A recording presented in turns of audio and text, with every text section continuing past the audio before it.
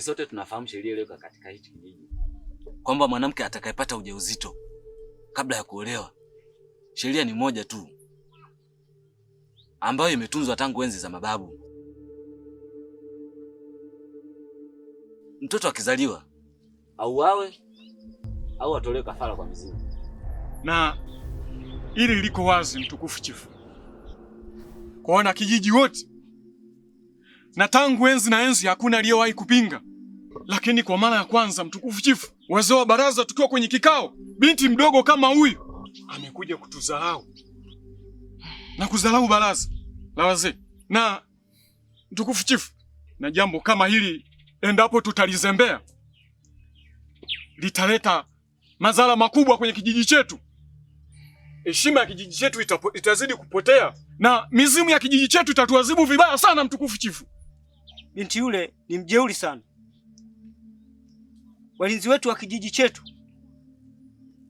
wanaoheshimiwa katika kijiji chetu cha Kisalala walienda kumuuliza, hakujibu lolote. Ni nani aliyempa ujauzito? Hili jambo sio kama mimi silioni, na kwa kuwa huyo binti ameonyesha dharau na jeuri kwa wahenga wetu, haina budi sheria ya kijiji kufuatwa.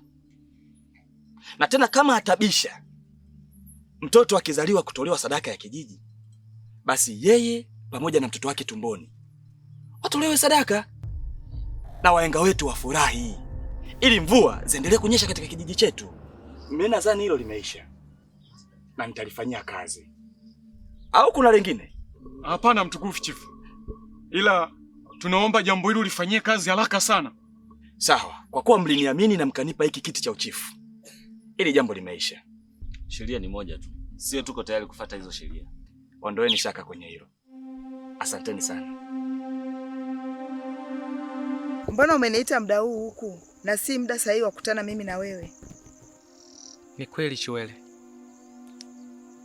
ni muda ambao hauko sahihi kukutana mimi na wewe mazingira haya, lakini kuna jambo ambalo limenifanya tukutane muda huu. Jambo gani hilo? Kuna jambo zito sana ambalo linaenda kumkuta Chizoya,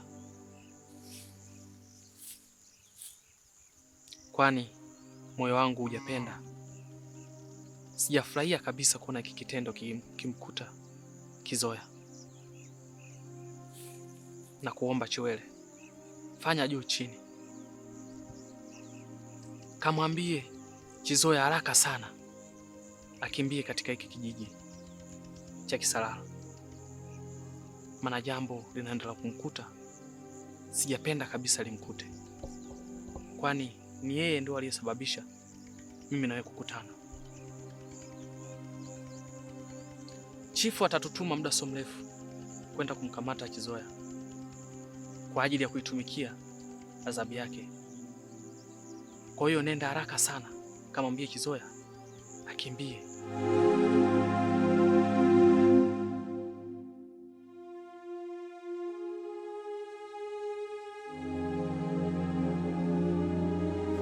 Chizoya! Chizoya!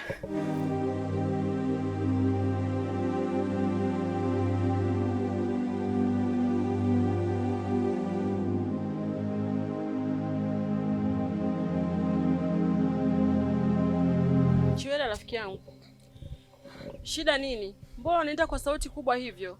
Kuna shida kubwa, tena kubwa sana. Shida gani Chiwele? Mbona unanitisha na hali yangu kama unavyoiona? Chizoya, hiyo hali naichukia, tena naichukia sana Chizoya, kwa sababu hiyo hali inaenda kusababisha mimi na wewe tunatengana. Unamaanisha nini Chiwele? Wazee wa baraza wamekaa, wanasema atakiwa utolewe kafara wewe pamoja na mtoto wako.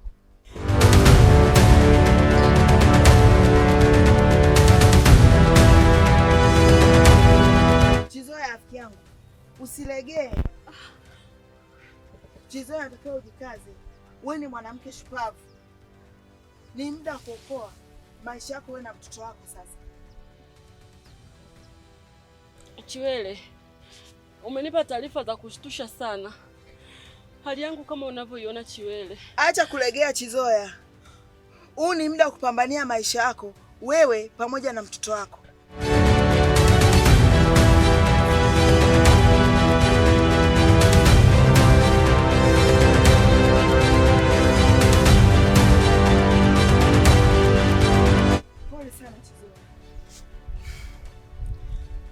Chizoya, sio muda wa kukaa kuangaliana. Inatakiwa uondoke uende mbali. Tena mbali sana. Mimi acha niende Chizoya. Chiwele. Chiwele.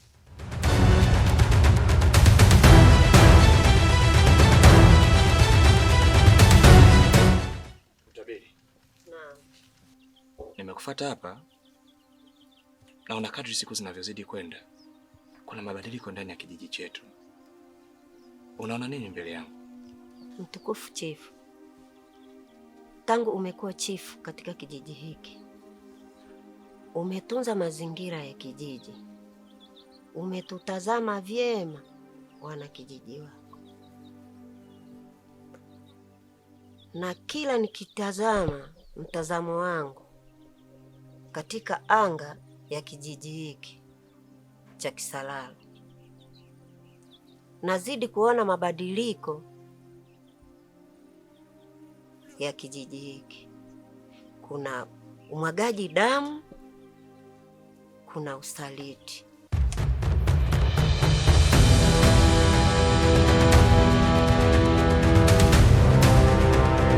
Unapaswa kuwa makini kwa wakati huu kuwatetea wananchi wako.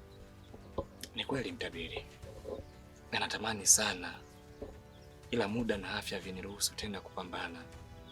Sasa ni muda wa wewe kwenda kupambana kuwatetea wanakijiji wako, na inapaswa kuwa makini na utendaji wako wa kazi.